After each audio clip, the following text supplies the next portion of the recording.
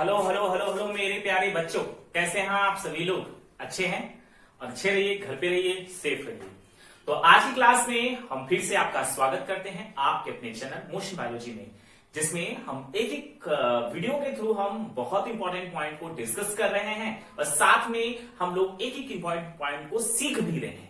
तो बच्चों, कल की क्लास हमने लाइव नहीं किया था, जिसमें बहुत सारे बच्चों के बहुत सारे क्वेश्चन आ रहे थे कि सर क्यों ऐसा किए, सर आज से लाइव क्लासेस नहीं चलेंगी। तो प्लीज स्टूडेंट इसके लिए डिस्कस करिए, तो उससे पहले आप अपने आप को सुधार लीजिए। उसका रीजन है कि लाइव क्लासेस, जब क्लासेस स्टार्ट हैं, कई बार हम चैट में आकर भी बोलते हैं, साथ में पहले ही हम आपको वार्न किए थे, लेकिन पूरी क्लास आप बात करते हैं, पता नहीं आपकी कितनी बातें हैं कि खत्म नहीं होती हैं। तो सीधा सा मतलब है कि आप पढ़ने के लिए डेडिकेट नहीं है, इसका एक सबसे बड़ा रीजन हो सकता है। तो प्लीज, और बहुत सारे स्टूडेंट जो है उससे डिस्टर्ब होते हैं, तो डिस्टर्ब होने का कोई मतलब ही नहीं है। जिसको डिस्टर्बेंस है वो तो पहले एक काम करे। हम सभी स्टूडेंट के लिए ऐसा करना चाहते हैं कि जैसे ही क्लासेस स्टार्ट हो जाती है, लाइव क्लास का आधा घंटा पहले आपको मैसेज चला जाता है, तो अपना सुख दुख जो बांटना आधा घंटा पहले बांट लीजिए, ठीक है। लेकिन उसके बाद जब क्लासेस स्टार्ट हो जाए तो आप बड़े आराम से पूरी क्लास को देखिए। लाइव चैट इसलिए स्टार्ट किया गया कि आपके क्यूरीज अगर कोई हो तो आप उसमें पूछ पाए, न कि आप जो है सारा अपना पर्सनल डिस्कशन इस लाइव चैट में करें। तो प्लीज हमारी बात को आप मानिए, हम लाइव क्लासेस वापस स्टार्ट कर रहे हैं, लेकिन जो भी स्टूडेंट डेडिकेटेड हैं, पढ़ना चाहते हैं, हम उनके लिए एक जो है ट्रिक, एक सही तरीका बता रहे हैं जिससे उनको कोई प्रॉब्लम नहीं होगी और साथ में वो अपना पढ़ भी पाएंगे आराम से। जैसे ही लाइव क्लासेस स्टार्ट होती हैं, चैट स्टार्ट करते हैं, आप देखेंगे बच्चों, बड़े ध्यान से फोकस करिएगा हम जो बता रहे हैं। आप देखेंगे कि राइट साइड में क्रॉस का निशान रहता है, गुड़े का निशान रहता है। राइट साइड में जो वीडियो होता है, राइट साइड में क्रॉस का निशान मिलेगा आपको। आप जैसे ही उस क्रॉस के निशान पर टैप करेंगे, लाइव चैट बंद हो जाएगा। और अगेन आपको आपके दिमाग में एक बात आती है कि सर से नहीं, हाँ हमें एक क्वेश्चन पूछ लेना चाहिए या हमें ये प्रॉब्लम आ रही है, तो आप फिर से देखेंगे जहां पे लाइक रहता है, उसके बाद डाउनलोड ऐसे करके कुछ शेयर करके रहता है, उसके बगल में लाइव चैट लिखा रहेगा। आप फिर से उस पर टैप करेंगे तो फिर से लाइव चैट आपका स्टार्ट हो जाएगा। तो आप उसमें अपना क्वेश्चन पूछिए, फिर से वापस आप जो है क्रॉस के निशान पे टैप करिए और फिर से पढ़ने लगिए, ठीक है। तो प्लीज आप लोग ये काम करिए, डिस्टर्बेंस आपको बिल्कुल नहीं होगा। और जो बार बार जो है कॉल करते रहते, सर आप कहाँ हैं, सर कैसे हैं आप, जो है आप आइए, लोगों का झगड़ा देखिए, तो हम झगड़ा देखने के लिए नहीं बैठ सकते हैं, वो आपकी जिम्मेदारी होनी चाहिए। आपको लाइव चैट इसलिए दिया गया है ताकि आप पढ़ सकें, आपके क्वेश्चन की क्यूरीज है जो आप पूछ सके, आपके फ्रेंड आपको हो सकता है उसको दूसरे फ्रेंड्स को आ रहा तो आपको वो बता सके, न कि पूरी क्लास में आपको बात करने के लिए वो दिया गया है, ठीक है। तो प्लीज क्लास से स्टार्ट होने से पहले अपना हालचाल कर लीजिए। उसके बाद जब क्लास स्टार्ट होती है, क्रॉस के निशान पे आप टैप करिए और क्लासेस फिर से लाइव चैट आपके क्या हो जाएंगे, क्लोज हो जाएंगे और आप पढ़िए। और जिसको बात करना है पूरी क्लास बात करिए, ठीक है। आप पढ़ेंगे अपने लिए और नहीं पढ़ेंगे भी तो अपने लिए, मेरा कुछ नहीं करेंगे आप, ठीक। और जो हेट कमेंट करता है, जो हेट चैट करता है, हम उसको वार्न कर देते हैं। नेक्स्ट टाइम से हम किसी का हेट कमेंट और हेट चैट देख लिए तो हम उसको तुरंत ब्लॉक कर देंगे। हम करना नहीं चाह रहे हैं, लेकिन आप हमको मजबूर कर रहे हैं, ये क्लियर कर देते हैं हम पहले से। अगर आपको सही तरीके से बात नहीं करनी है चैट में, या सही तरीके से क्वेश्चन नहीं पूछ रहा है, तो आप जो है प्लीज किसी के ऊपर कमेंट नहीं करिए। बल्कि हम तो ये कह रहे हैं कि अगर आपको पढ़ने का मन नहीं है तो बिल्कुल मत पढ़िए, जाइए दूसरे चैनल पे पढ़िए, जहां पर आपको बहुत सारी बातें मिलती हैं, कर लीजिए वहां पर जाकर बात। यहां बस केवल पढ़ने आते हैं तो पढ़िए आप, मेरा यही पर्पस है। इसका ये मतलब नहीं लाइव चैट स्टार्ट कर दिए तो आप लोग बातें करिए, झगड़ा करिए। परसों की क्लास में हमें बहुत गुस्सा लगा था, परसों की क्लास में देख रहे थे पूरा झगड़ा चल रहा है, क्लासेस चल रही है और झगड़ा चल रहा है।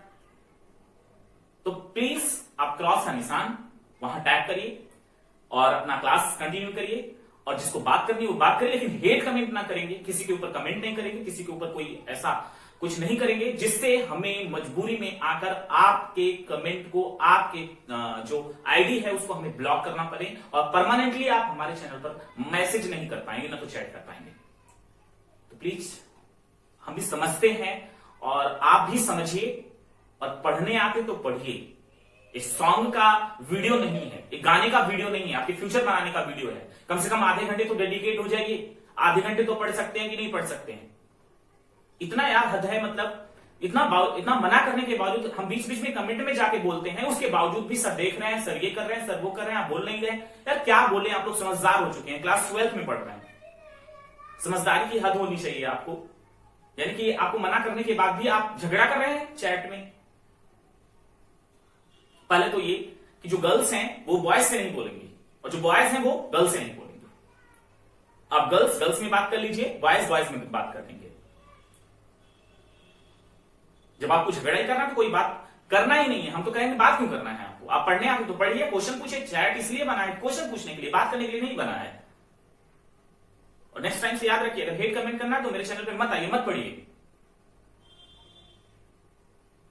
ऐसा कमेंट करना है जिससे दूसरे को ठोस पहुंचे, तो प्लीज मत करिए आप कमेंट, मत पढ़िए, चले जाइए मेरे चैनल को छोड़ के, अनसब्सक्राइब कर लीजिए, मत करिएगा सब्सक्राइब, डिसलाइक कर दीजिए मेरे वीडियो को, नहीं पसंद आएगा आपको मेरा वीडियो। लेकिन मैं डेडिकेट हूं उन स्टूडेंट को पढ़ाने के लिए जो पढ़ना चाहते हैं, वाकई में पढ़ना चाहते हैं। अगर आपको लगता है कि मैं जो डांट रहा हूं आपको प्रॉब्लम है, तो मेरे चैनल को अनसब्सक्राइब कर दीजिए। आप जो सब्सक्राइब किए हैं अनसब्सक्राइब कर दीजिए, साथ में डिसलाइक कर दीजिए। I have no problems. आपके एक डिसलाइक या 10 डिसलाइक से हम अपना जो वीडियो बना रहे हैं बंद नहीं करेंगे, क्योंकि हम उन नीडी स्टूडेंट को पढ़ा रहे हैं जिनको इनकी खासा जरूरत है। आपके चैटिंग और आपके झगड़े के लिए नहीं पढ़ा रहे हैं। तो प्लीज आप समझ जाइए, नहीं पढ़ना तो मत पढ़िए, आप चले जाइए यहां से। चलिए, आई एम सॉरी अगर आपको बुरा लगा हो तो चलिए क्लास को बिना देरी से हम स्टार्ट करते हैं। और आज की क्लास में बहुत इंपॉर्टेंट पॉइंट को डिस्कस करने जा रहे हैं बच्चों, और आपको फोकस करके एक एक पॉइंट को देखना पड़ेगा और आपको समझना पड़ेगा। बहुत इंपॉर्टेंट है और आपके एग्जाम के लिए काफी ज्यादा इंपॉर्टेंट है, कई बार आपके एग्जाम में आया हुआ है। साथ में मैं क्लियर कर देना चाहते हैं कि आप इसको एनसीईआरटी या बुक से कितनी बार पढ़ ले, आपको समझ में नहीं आने वाला है, क्योंकि बुक में बहुत बुरी तरीके से लिखा है, क्योंकि बहुत सारा चीज उसमें कॉम्प्लिकेटेड कर दिया है, जिससे आपको पढ़ने में प्रॉब्लम होगी। ठीक है, तो इसलिए मेरी बात को मानिए, आप मेरे साथ जो है बने रहिए और आपको कुछ ही मिनटों में आपको समझ में आ जाएगा कि ये पूरी हेडिंग क्या लिखा है और उसके बारे में क्या समझाना चाहता है। पिछली क्लास में बच्चों आपको ये क्लियर हो गया होगा, स्पर्मेटोजेनेसिस यानी शुक्राणु जन्म की प्रक्रिया को हम पढ़ाए थे। शुक्राणु जन्म की प्रक्रिया में हम आपको याद होगा तो शुक्राणु जन्म की प्रक्रिया में जो एक मेल होता है, मेल में शुक्राणु का जो निर्माण होता है प्यूबर्टी में होता है। मतलब कि अगर उसकी एज 12 से 13 साल हो जाती है तो 12 से 13 साल के बाद उनमें जो है एक स्पर्म का प्रोडक्शन स्टार्ट होता है। लेकिन फीमेल में ऐसा नहीं होता। इन द फीमेल के केस में जस्ट इसका बिल्कुल उल्टा होता है। यानी अगर एक मां के गर्भ में एक लड़की जो है वो बर्थ लेने वाली है, तो ऐसी स्थिति में अगर वो फीमेल फिटस है तो उसमें ओगोनियम यानी कि जो अंड जनन की प्रक्रिया होती है उन मां के गर्भ में ही प्रारंभ हो जाती है। मतलब कि जब एक छोटी सी बच्ची जब मां के गर्भ में ही है, लगभग वो 20 से 25 हफ्ते की है, कह सकते हैं 4 से 5 महीने की है, तो उसमें अंड जनन की प्रक्रिया प्रारंभ हो जाती है। जबकि मेल में ऐसा नहीं होता बच्चों, मेल में बिल्कुल इसका विपरीत होता है। मेल में यानी पुरुष के केस में होता क्या है कि जब उनमें प्यूबर्टी होती है, यानी उनकी एज जब 12 से 13 साल होती है, तब उनमें स्पर्मेटोजेनेसिस यानी स्पर्म का प्रोडक्शन स्टार्ट होता है। तो चलिए स्टार्ट करें आज की क्लास, और बहुत इंपॉर्टेंट पॉइंट डिस्कस करने जा रहे हैं और मेरे साथ बने रहिए। आराम से आपको एक एक पॉइंट क्लियर कर देंगे। ठीक है, आपको एकदम हर एक पॉइंट समझ में आ जाएगा कि पूरे लेक्चर में या पूरी बुक में क्या लिखा पड़ा है। तो स्टार्ट करें। चलिए ध्यान से देखिए, यहां पर बोर्ड पे एक चार्ट बनाया गया है जो आपके लिए बहुत ज्यादा इंपॉर्टेंट बच्चों है, वो ये वाला चार्ट है। ठीक है, ये वाला चार्ट काफी ज्यादा इंपॉर्टेंट है जो अंड जनन की प्रक्रिया को रिप्रेजेंट कर रहा है। किस प्रकार से रिप्रेजेंट कर रहा है हम आपको आगे डिस्कस करके बताएंगे, और इतना ही आपके बोर्ड एग्जामिनेशन में आने वाला है। जो हिंदी माध्यम के विद्यार्थियों बड़े ध्यान से फोकस करने और सुन ले मेरी बात को। अगर उनको लगता है कि हमें यूपी बोर्ड से मतलब कि यूपी बोर्ड में है तो हमको इंग्लिश में मतलब बोर्ड में लिखेंगे तो प्रॉब्लम हो जाएगी, ऐसा कुछ नहीं है। आप बुक में भी देखेंगे तो इसको इंग्लिश वर्ड को हिंदी में लिखा है, हम इसको इंग्लिश में कर दिए हैं। और आपके आसानी के लिए बता दें बच्चों, तो ये चार्ट काफी ज्यादा इंपॉर्टेंट है और आपको याद करने में आसानी होगी। और आप चाहे हिंदी के विद्यार्थी हो चाहे सीबीएसई बोर्ड के विद्यार्थी हो, आप सभी के लिए चार्ट काफी ज्यादा महत्वपूर्ण। और एग्जाम में लिखे सारे नंबर आपको मिलेंगे, एक भी नंबर आपका कटेगा नहीं। ठीक है, अब चलिए देखते हैं यहां पर प्रिमोर्डियल जर्म सेल। यहां पर जो फोकस करेंगे तो आपको सबसे पहले यहां पर दिखाई दे रहा होगा प्रिमोर्डियल जर्म सेल, यानी प्राथमिक जनक कोशिका, इसकी हिंदी होती है। प्राथमिक जनक कोशिका जो होता है कि जब एक 20 से 25 हफ्ते का फीटस यानी 4 से 5 महीने का फीटस मां के गर्भ में अगर वो लड़की है तो उनमें प्रिमोर्डियल जर्म सेल जो है वो जो ओवरी होती है उसके अंदर डिवीजन करना स्टार्ट कर देती है। मतलब कौन सा डिवीजन?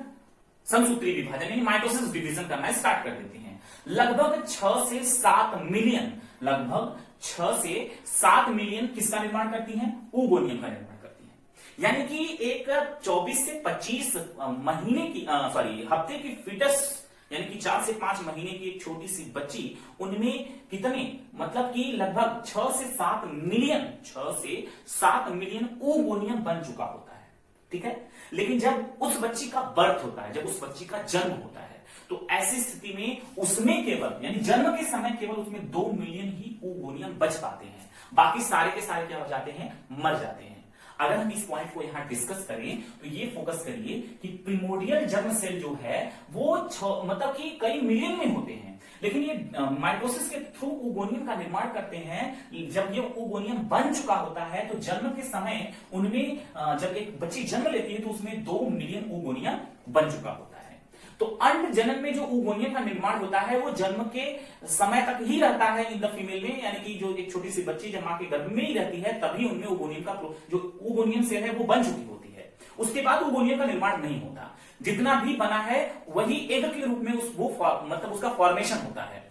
अब आगे फोकस करिए बच्चों, oogonia बन चुका है, छोटी सी बच्ची बर्थ ले चुकी है, तो ऐसी स्थिति में उसके ओवरी के अंदर ये लगभग 2 मिलियन oogonia कोशिका है, 2 मिलियन oogonia कोशिका है। अब ये oogonia कोशिका क्या करेगी? माइटोसिस डिवीजन करेगी। कौन सा विभाजन? माइटोसिस विभाजन, मतलब कि समसूत्री विभाजन करेगी। अब जब माइटोसिस डिवीजन होगा तो उसमें किसका निर्माण होगा? प्राइमरी oocyte यानी प्राथमिक अंडजन का निर्माण होगा। ये जो प्राथमिक अंडजन कोशिका है बच्चों, इसका निर्माण होता है किसके थ्रू होता है? किसके थ्रू होता है? ये oogonia जो है समसूत्री विभाजन करती है, इसके थ्रू होता है। तो किसका निर्माण हुआ? प्राइमरी oocyte का निर्माण हुआ। और जैसे ही ये प्राइमरी oocyte बनता है, फोकस करिएगा कि मियोसिस फर्स्ट करना स्टार्ट करता है। और आपको इतना तो पता होगा ना, मियोसिस 2 होता है, फर्स्ट होता है और सेकंड होता है। लेकिन जैसे ही प्राइमरी oocyte बनता है बच्चों, वैसे ही ये मियोसिस फर्स्ट जो है स्टार्ट हो जाता है। लेकिन फोकस करिए, इसको प्रोफेज फर्स्ट में अरेस्ट कर लिया जाता है, रोक लिया जाता है। मतलब प्राइमरी oocyte का मियोसिस फर्स्ट कंप्लीट ही नहीं होता, नहीं कंप्लीट होता है। ठीक है, यानी कि वो रुक चुका होता है। किस अवस्था में जाकर? प्रोफेज फर्स्ट में जाकर वो क्या हो चुका होता है? स्टॉप हो चुका होता है।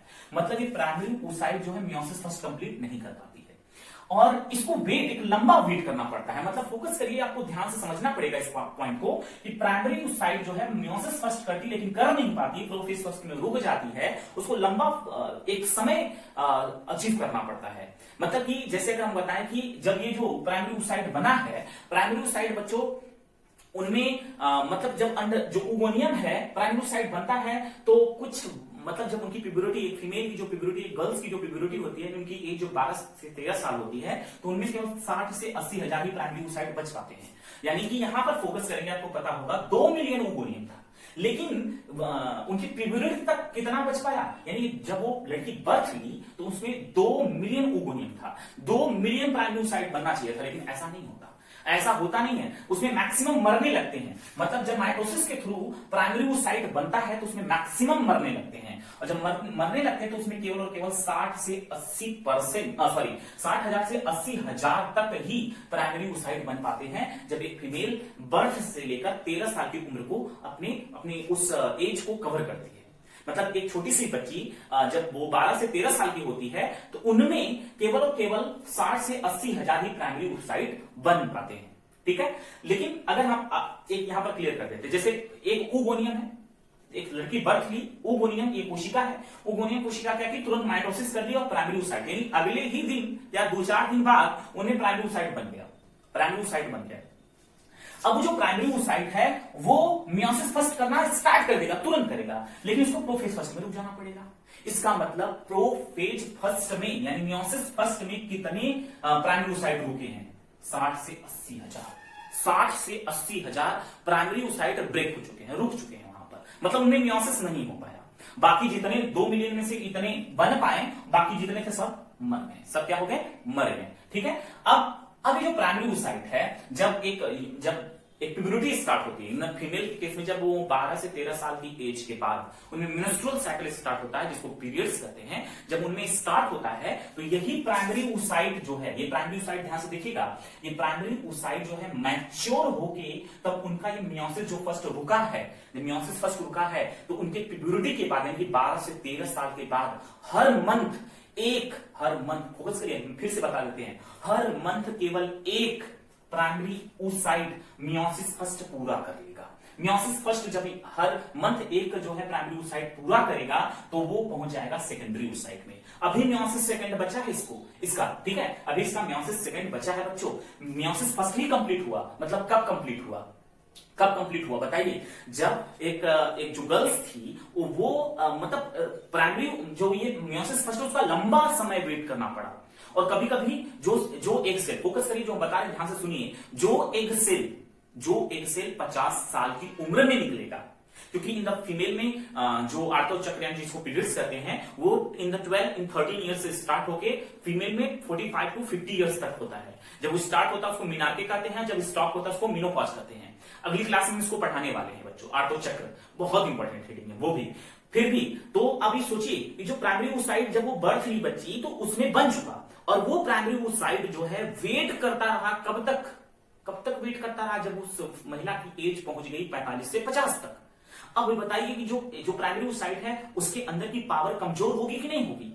इसीलिए बच्चों कि जो महिलाएं जो होती हैं वो अगर 30 से 35 साल की एज के ऊपर अगर मां बनती हैं तो उस दौरान उनका जो एग सेल है, जो ये प्राइमरी oocyte है, कमजोर हो जाता है, और ऐसी स्थिति में फर्टिलाइजेशन के चांस कम बढ़ते हैं, और साथ साथ में फीटस जो है फुली मैच्योर नहीं हो सकता उसमें कुछ प्रॉब्लम हो जाए। तो ऐसी स्थिति में ही ये प्राइमरी oocyte ऐसा क्यों होता है? प्राइमरी oocyte जो है इतना लंबा वेट किया है, सोचिए अगर जैसे हम कहें 30 साल 35 साल ही प्राइमरी oocyte मियोसिस फर्स्ट में रुका पड़ा था, और उसके बाद उसको अगर एग जाकर फर्टिलाइज कर रहा है, मतलब जो स्पर्म होकर उसको फर्टिलाइज कर रहा है, तो ऐसी स्थिति में जो फीटस बनेगा वो इमैच्योर कर सकते हैं, हो सकता है, या फिर कोई प्रॉब्लम हो सकती है उसको, क्योंकि ये प्राइमरी oocyte थोड़ा सा बूढ़ा हो चला है, मतलब कि अभी धीरे धीरे इसकी जो अंदर का एंजाइम था, जो इनकी इसके कार्य करने की क्षमता थी, वो कमजोर होने लगी है, ठीक है, कमजोर होने लगी है। यानी कि सबसे नौजवान जो प्राइमरी oocyte निकला होगा वो फर्स्ट मेंस्ट्रुअल साइकिल में निकला होगा, ठीक है। अब फोकस करिए, बड़े ध्यान से देखिए, प्राइमरी oocyte यानी कि मियोसिस फर्स्ट यानी प्रोफेज फर्स्ट में अरेस्ट होकर जब प्यूबर्टी में जब first time menstrual cycle start होता है फीमेल में, तो ऐसी स्थिति में एक केवल सिंगल प्राइमरी oocyte जो होता है वो कन्वर्ट हो जाता है किसमें? हालांकि चाहते बहुत है कि हम पहुंच जाएं पहले, लेकिन ऐसा होता है केवल एक ही प्राइमरी oocyte का मियोसिस फर्स्ट जो है कंप्लीट हो जाता है। कब? मेंस्ट्रुअल साइकिल में, ठीक है, कंप्लीट हो जाता है। जब वो एक मियोसिस फर्स्ट इसका कंप्लीट होता है तो वो कन्वर्ट हो जाता है सेकेंडरी oocyte में, यानी द्वितीयक अंडजन कोशिका में, ठीक है।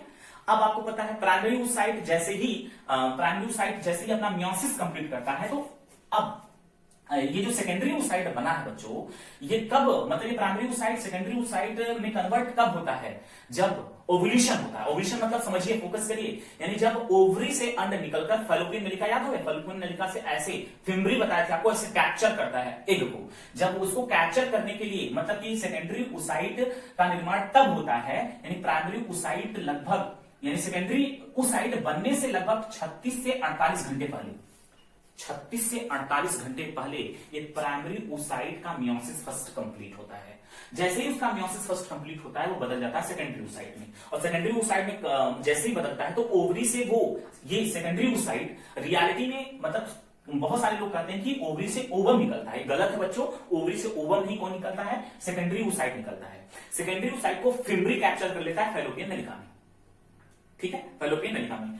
अब उसका मियोसिस सेकंड होना है, अब सेकेंडरी oocyte का मियोसिस सेकंड होना है, लेकिन मियोसिस सेकंड भी इसकी तरह रोक लिया गया होता है। कहां रोका गया होता है उसको? मेटाफेज सेकंड में रोक लिया गया होता है। मतलब उसका प्रोफेज तो कंप्लीट हो जाता है, लेकिन मेटाफेज नहीं कंप्लीट होता है। किसका? मियोसिस सेकंड का। अभी वेट कर रहा होता है कौन? सेकेंडरी oocyte वेट कर रहा होता है किसका? स्पर्म का। पिछली क्लास में आपको याद होगा, तो आपको बताया एक फिगर स्पर्म का ड्रॉ किया, तो उसका नेक वाला रीजन याद होगा आपको, याद होगा ना? उसमें सेंट्रियोल बताते, तारक का काम क्या होता है आपको याद है?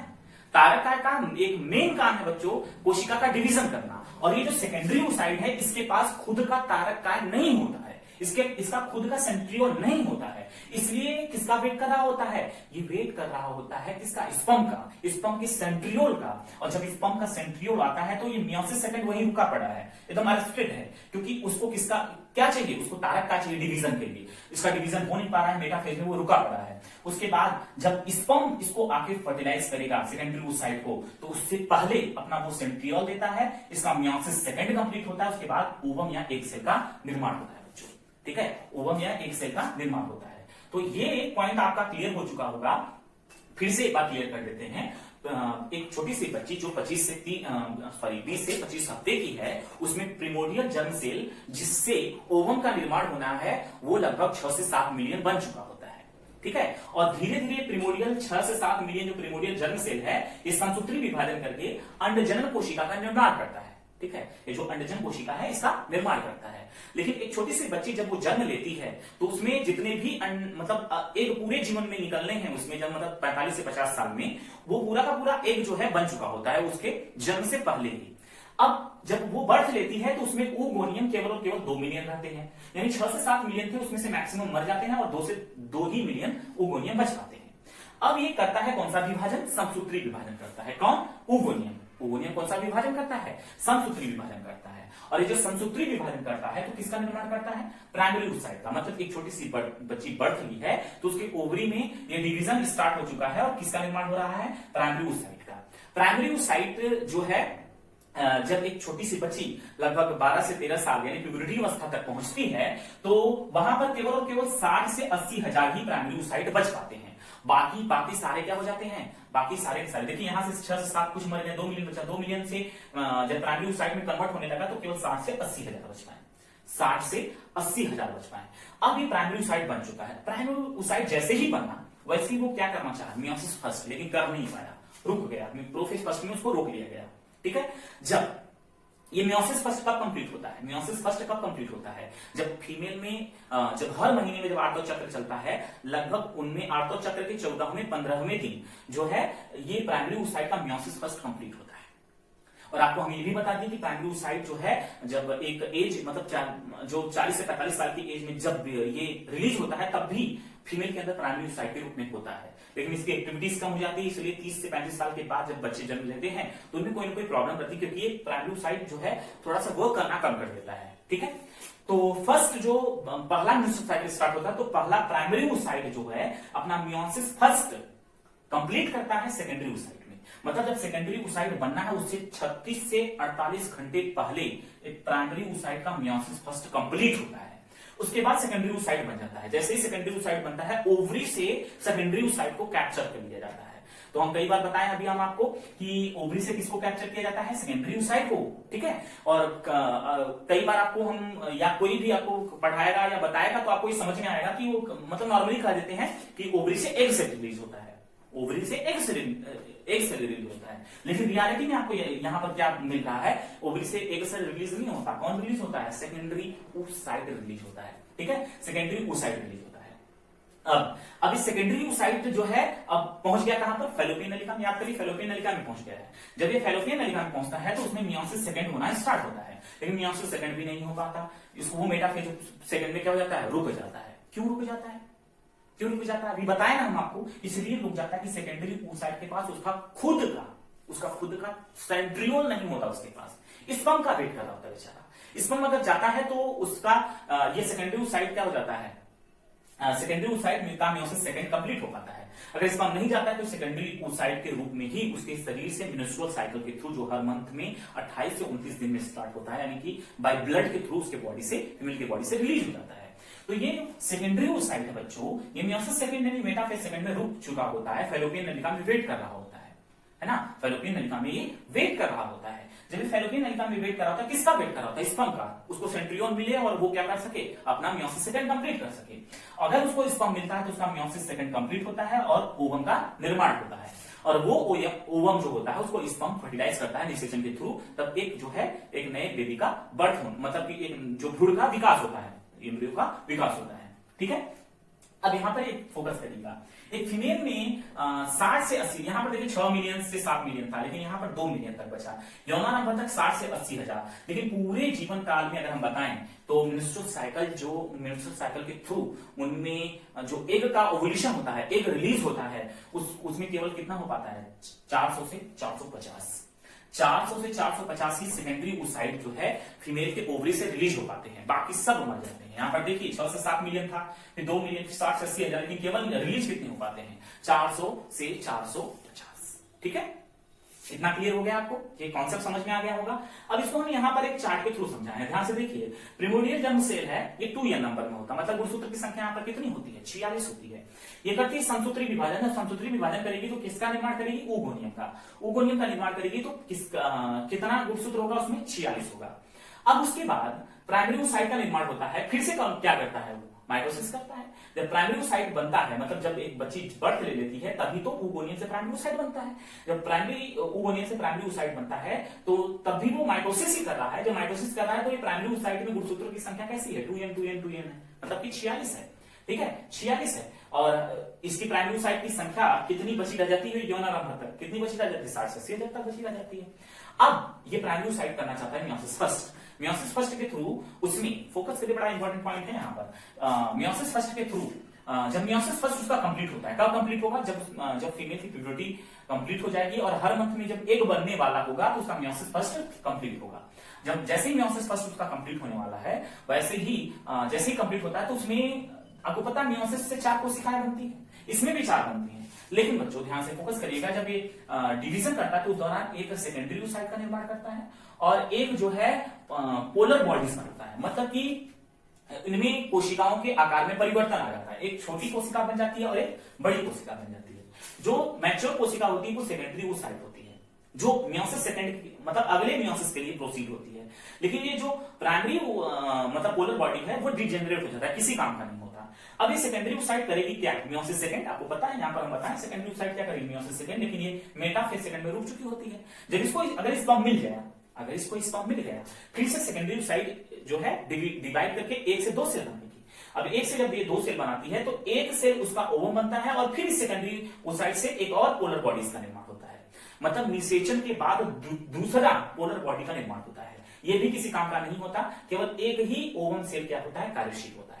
आपको याद होगा जब प्लांट का हम पढ़ा रहे तब भी आपको बताए थे, केवल एक ही एक सेल उसमें क्या होता है, मैच्योर होता है और क्रियाशील होता है, बाकी 3 क्या हो जाते हैं, डीजेनरेट हो जाते हैं। और कुछ ऐसा भी यहां पर हुआ है। ठीक है, यहां पर भी आप फोकस कर सकते हैं। यहां पर बनने का जो संख्या कितना है, क्रियाशील कितना है, केवल एक ही ओवम सेल है।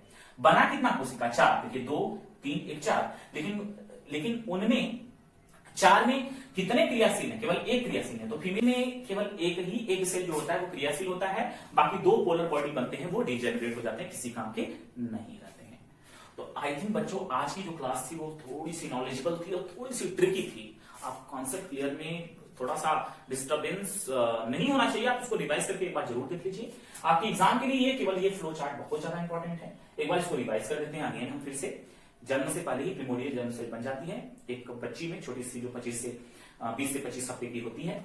और उसके बाद जब उसका जन्म होता है तो जन्म के मतलब ये प्रिमोर्डियल जर्म सेल जब 6 से 7 मिलियन था, ये जन्म के समय तक उसमें oogonia का निर्माण करता है। जब उसमें oogonia का निर्माण करता है तो उसमें केवल और केवल 2 मिलियन ही oogonia जब वो बच्ची जन्म लेती है तो उसमें बच पाते हैं, बाकी सब क्या हो जाते हैं, मर जाते हैं। उसके बाद oogonia बनने का प्रोसेस वहीं रुक जाता है जब एक बच्ची जन्म ले चुकी होती है। फिर oogonia कौन सा विभाजन करती है, संसूत्री विभाजन करके किसका निर्माण करती है, प्राइमरी oocyte का। ठीक है, प्राइमरी oocyte का। अब ये जो 2 मिलियन प्राइमरी oocyte मतलब जो oogonia था, जब माइटोसिस किया तो यौनारंभ तक, यानी कि एक बच्ची की एज जो है एक जन्म से लेकर उसके 12 से 13 साल तक जब हुई, उसमें 60 से 80 हजार ही जो मतलब ये oogonia सेल थी जो किसमें बदल पाई, प्राइमरी oocyte में बदल पाई, मतलब 60 से 80 हजार केवल प्राइमरी oocyte बन पाए। अभी प्राइमरी oocyte करना चाहेंगे मियोसिस, लेकिन मियोसिस में प्रोफेज फर्स्ट में रुक जाता है। ठीक है, रुक जाता है। ये मियोसिस फर्स्ट कंप्लीट कब होता है, जब एक फीमेल के ओवरी से एग निकलने वाला होता है, मतलब उनमें मेंस्ट्रुअल साइकिल जब का 14वां 15वां दिन होता है, उससे लगभग मतलब मान सकते 13वें या 14वें दिन ये प्राइमरी oocyte जो होता है मियोसिस फर्स्ट कंप्लीट करके सेकेंडरी oocyte बन जाता है। और उसके फिंगरी द्वारा फेलोपियन ट्यूब में कैप्चर कर लिया जाता है। किसको? सेकेंडरी oocyte को। जैसे ही सेकेंडरी oocyte को उसको कैप्चर कर लिया जाता है तो ये सेकेंडरी oocyte करना चाहता है मियोसिस सेकंड, लेकिन बेचारा थोड़ा से काम करता है और मियोसिस मेटाफेज सेकंड तक पहुंच जाता है। मेटाफेज जब सेकंड तक पहुंचता है तो फिर वो रुक जाता है, क्योंकि उसके पास खुद का तारक काय नहीं होता। अब ये खुद का तारक काय फिर से जब उसको स्पर्म अगर तारक काय देता है तब ये फर्टिलाइज मतलब ये क्या करता है, इसका मियोसिस सेकंड कंप्लीट होता है और ओवम में बदल जाता है। अगर इसको स्पर्म नहीं मिलता, शुक्राणु नहीं मिलता, तो सेकेंडरी oocyte के रूप में ही फीमेल के बॉडी से हर मंथ लगभग 28 से 29वें दिन में ये सेकेंडरी oocyte उनके शरीर से बाहर बाय ब्लड रिलीज हो जाता है। तो बच्चों, oogenesis का जो प्रोसेस था, oogenesis का जो लाइफ जो एक चार्ट के थ्रू हमने आपको समझाया, आपको बहुत अच्छे तरीके से समझाया है। अगर आप फोकस करके पढ़ेंगे तो 2-3 बार हम समझाए हैं, सब कुछ एक एक पॉइंट क्लियर करके समझाए हैं। तो प्लीज आप फोकस करके पढ़िए और पूरे लेक्चर को देखिए और समझ में सब कुछ आ जाएगा। इसकी नेक्स्ट क्लास भी कुछ इसी पर बेस्ड होगी, ठीक है, कुछ इसी पर बेस्ड होगी। तो हम उसको अगली क्लास में हम क्लियर कर देंगे कि किस प्रकार से मैच्योरिटी होती है इसकी, ठीक है। तो आज की क्लास के लिए बच्चों इतना ही था। आप लोग इसको रिवाइज कर लीजिए, याद कर लीजिए, फ्लो चार्ट बना लीजिए, ठीक है। याद करना बहुत जरूरी है और बुक पढ़िएगा, आपको समझ में आ जाएगा कितना टफ लिखा है बुक में। हालांकि इतना टफ नहीं है, आपको समझ में आ गया होगा कितना आसान है, हमने आपको पढ़ा भी दिया। तो थैंक यू सो मच, आज की क्लास के लिए इतना ही था और आप जो है मेरे साथ बने रहिए और पूरी क्लास को कंटिन्यू करिए और पूरा एक एक पॉइंट को समझिए, ठीक है। आसान है ना, बहुत आसान, ठीक, बहुत आसानी तरीके से आप सब कुछ समझ सकते हैं बच्चों। तो प्लीज अगर आप नए हैं तो आप जाकर 2 चैप्टर क्या कर लीजिए, देख लीजिए, अपना कोर्स कंटिन्यू करिए। Thank you so much, thanks for watching.